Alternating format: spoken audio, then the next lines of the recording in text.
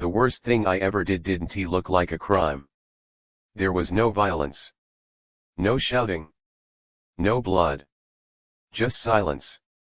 And silence can destroy lives quietly. My name is Ethan. I'm 42 years old. I work in an office, pay my bills on time, and answer questions with polite smiles. People describe me as calm, reliable, invisible. They don't know what I carry. Years ago, I witnessed something that changed 2 lives. One of them wasn't mine. I was leaving work late one evening when I saw a man arguing with a woman in the parking lot across the street. Their voices weren't loud. Just tense. Controlled. The kind of argument that doesn't attract attention. The man looked frustrated. The woman looked scared. Then I saw him grab her arm. Not violently. Firmly. She pulled away. He said something I couldn't hear. She shook her head. Then he raised his hand. He didn't hit her. He stopped. But the threat was there. I stood behind my car, keys in my hand, watching. I could have shouted. I could have called someone. I could have stepped in. I didn't. Because fear doesn't always feel like fear. Sometimes it feels like logic. This isn't your business. You don't know the full story. Getting involved could make things worse. I told myself all of that. The man eventually let go. The woman walked away quickly, holding her arm. He got into his car and drove off. The parking lot returned to silence. So did I. I went home that night, ate dinner, watched television, and slept like nothing had happened. But something had changed.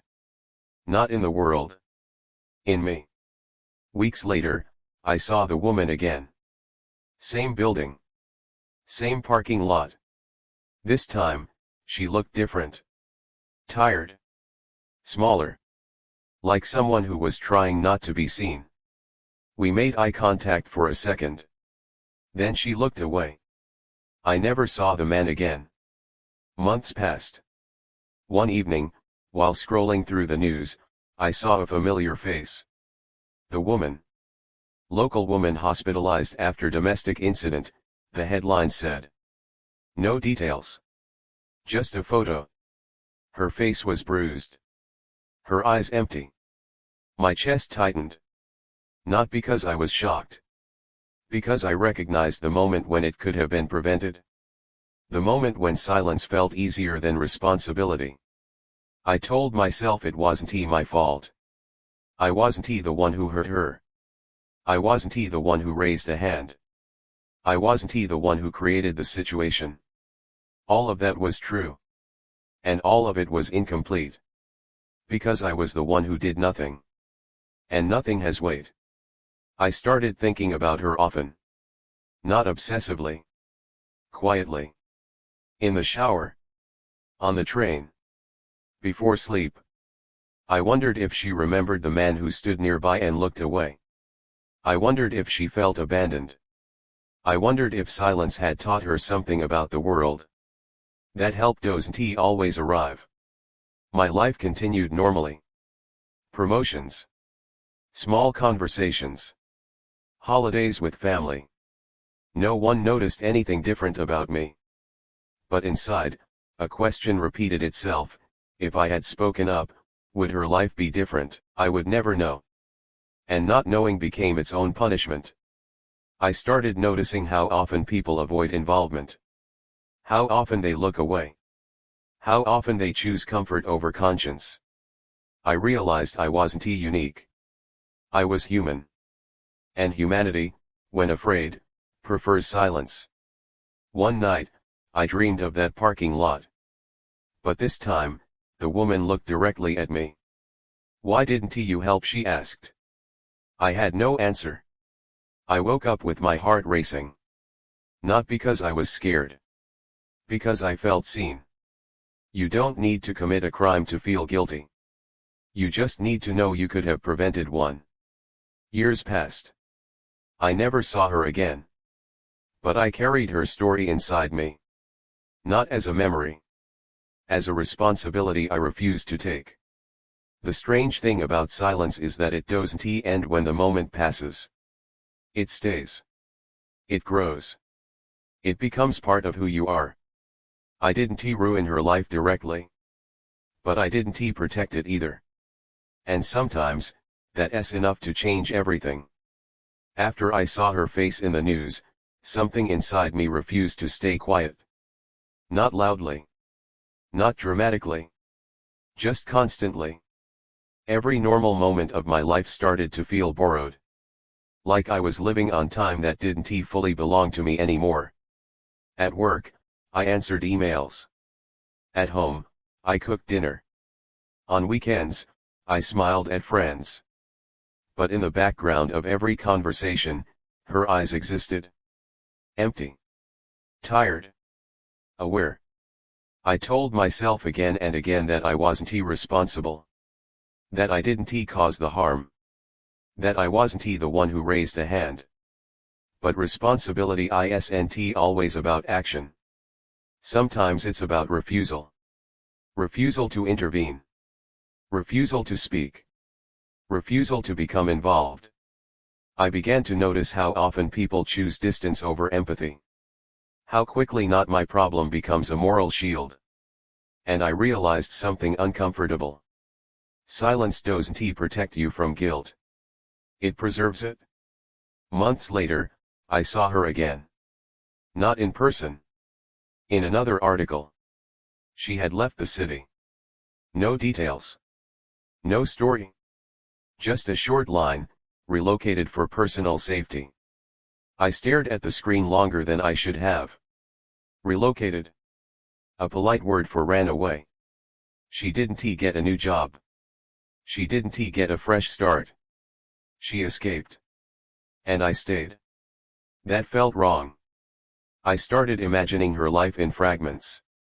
A small apartment somewhere unfamiliar. New routines. New fears. A life shaped by something she never deserved. And I wondered if she ever thought about the man in the parking lot who watched and did nothing. Not as a villain. As a witness. Because witnesses are supposed to see and act. I had only seen. At night, I replayed the scene differently. In my version, I shouted. In my version, I stepped forward.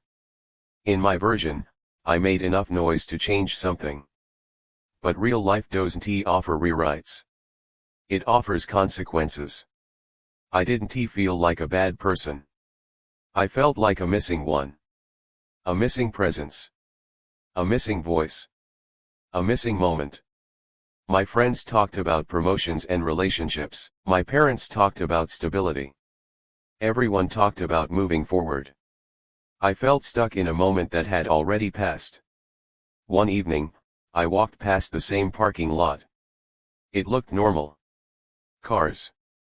Lights. Nothing dramatic. But I felt heavier standing there. The place didn't remember what happened. I did. That's the problem with silence. It erases the event for the world. But engraves it into you.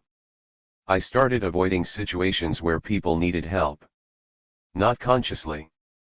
But instinctively. Someone arguing loudly on the street, I crossed to the other side. A stranger asking for directions, I pretended not to hear. My brain had learned something dangerous: distance feels safer than involvement. But safety has a cost. You lose parts of yourself. One night, I sat alone in my apartment, scrolling through social media. Smiling faces. Happy moments. Perfect lives. I wondered how many people behind those screens were carrying quiet regrets like mine. Not dramatic secrets. Just moments they wished they had handled differently. Moments that didn't make them criminals. Just human. I opened a blank document on my laptop.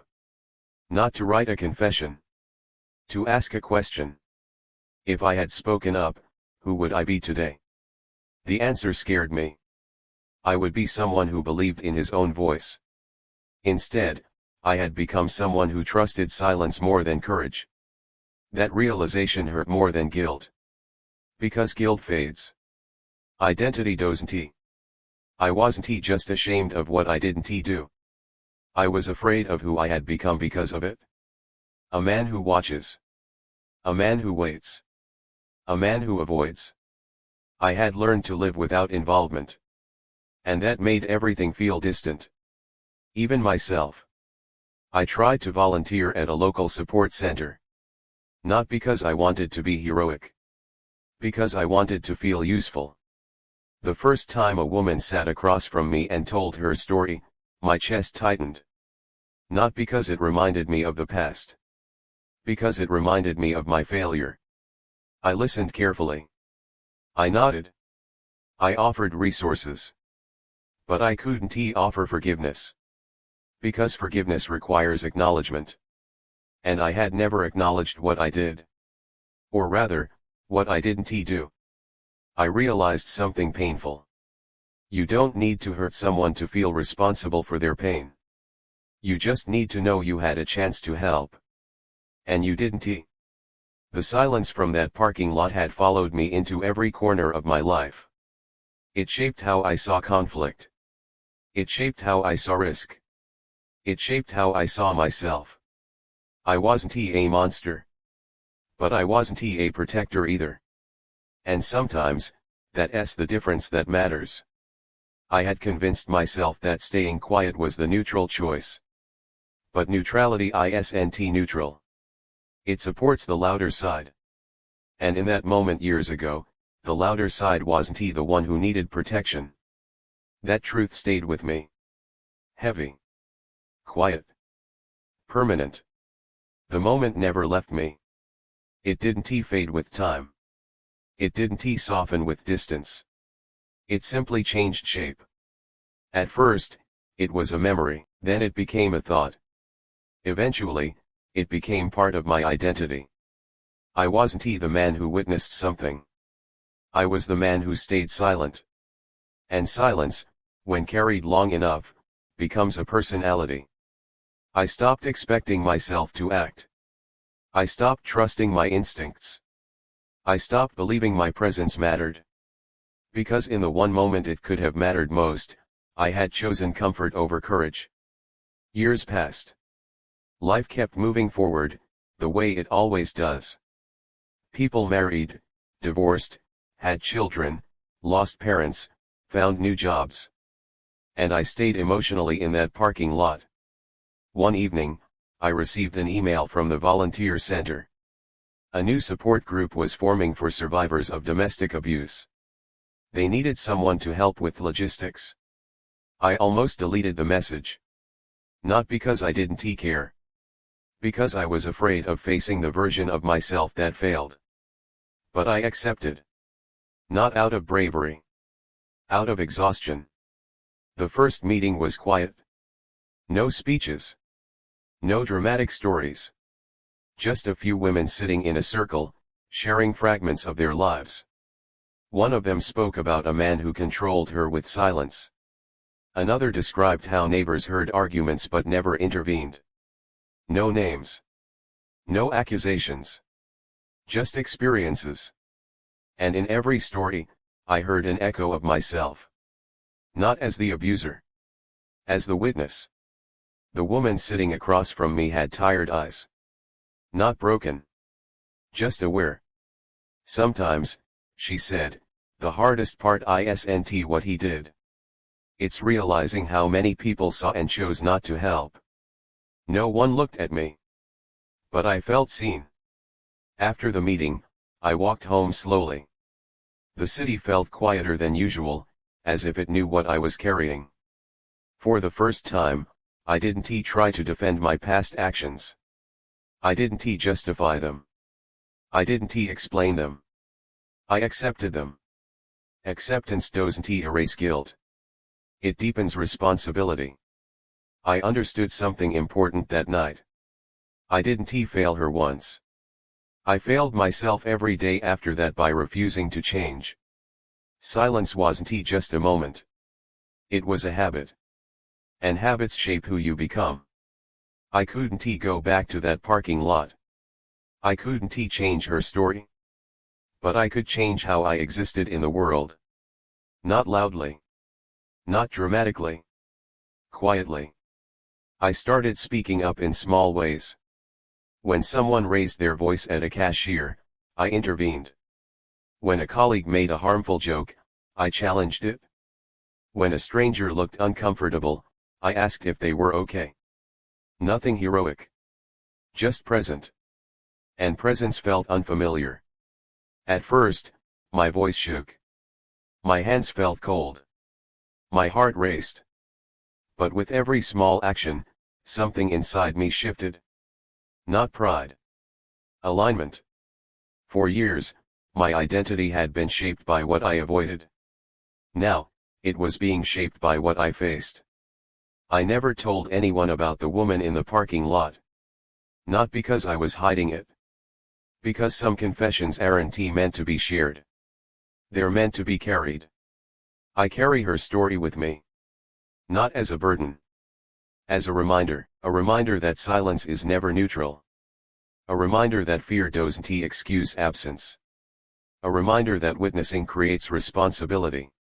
I don't know where she is now. I don't know if she found peace. I don't know if she remembers that night the way I do. But I know this, her pain changed me. Not into a hero. Into someone who refuses to look away. If you're listening to this, understand something simple. You don't have to be perfect to make a difference. You don't have to be brave all the time. You just have to be present when it matters. Because silence feels easy. But it stays with you. And the version of yourself it creates is harder to live with than any uncomfortable moment of courage. I didn't ruin her life with violence. I hurt it with absence. And absence is something I will never choose again. Not loudly. Not proudly. But consciously.